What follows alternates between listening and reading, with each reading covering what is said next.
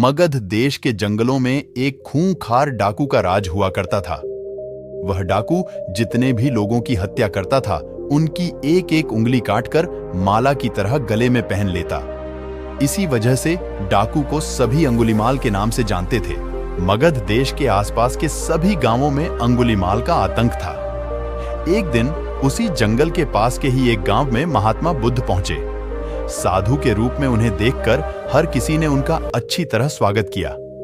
कुछ देर उस गांव में रुकते ही महात्मा बुद्ध को थोड़ा अजीब सा लगा। तभी उन्होंने लोगों से पूछा, आप सभी लोग इतने डरे और सहमे सहमे से क्यों लग रहे हैं? सबने एक एक करके अंगुलीमाल डाकू द्वारा की जा रही हत्याओं और उंगली काटने के बारे में बताया। सभी दुखी होकर बोले कि जो भी उस जंगल की तरफ जाता है उसे पकड़कर वो डाकू मार देता है।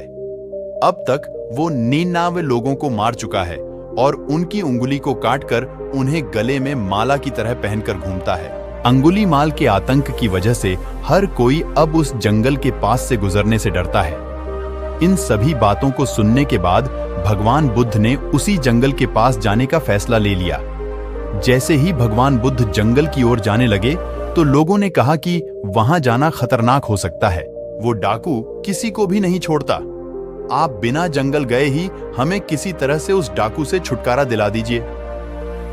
भगवान बुद्ध सारी बातें सुनने के बाद भी जंगल की ओर बढ़ते रहे।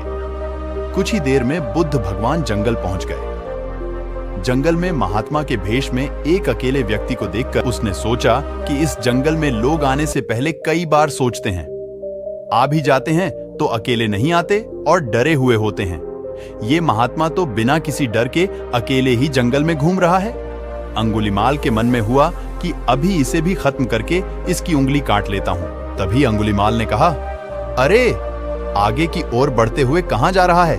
ठहर भी जा अब। भगवान बुद्ध ने उसकी बातों को अनसुना कर दिया। फिर गुस्से में डाकू बोला, मैंने कहा रुक जाओ।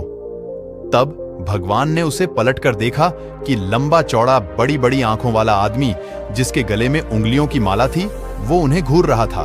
भगवान बुद्ध बोले कि तुम अपने आप को बहुत शक्तिशाली समझते हो ना, तो पेड़ से कुछ पत्तियां और टहनियां तोड़कर ले आओ। अंगुलीमाल ने उनका साहस देखकर सोचा कि जैसा ये कह रहा है कर ही लेता हूं।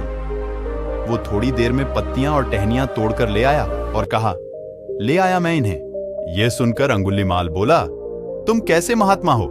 तुम्हें नहीं पता कि तोड़ी हुई चीज को दोबारा नहीं जोड़ सकते हैं। भगवान बुद्ध ने कहा कि मैं यही तो तुम्हें समझाना चाहता हूं कि जब तुम्हारे पास किसी चीज को जोड़ने की ताकत नहीं है तो तुम्हें किसी वस्तु को तोड़ने का अधिकार भी नहीं। यह सब सुनकर अंगुलीमाल के हाथों से हथियार छूट गया। भगवान आगे बोले, तू मुझे रुक जा कह रहा था, मैं तो कब से स्थिर हूं। वो तू ही है जो स्थिर नहीं है। अंगुलीमाल बोला, मैं तो एक जगह पर खड़ा हूं, तो कैसे अस्थिर हुआ और आप तब से चल रहे हैं? उसी दिन अंगुलीमाल ने बुराई का रास्ता छोड़ा और वो बहुत बड़ा सन्यासी बन गया। इस कहानी से हमें यह सीख मिलती है कि सही मार्गदर्शन मिलने पर व्यक्ति बुराई की राह को छोड़कर अच्छाई को चुन लेता है।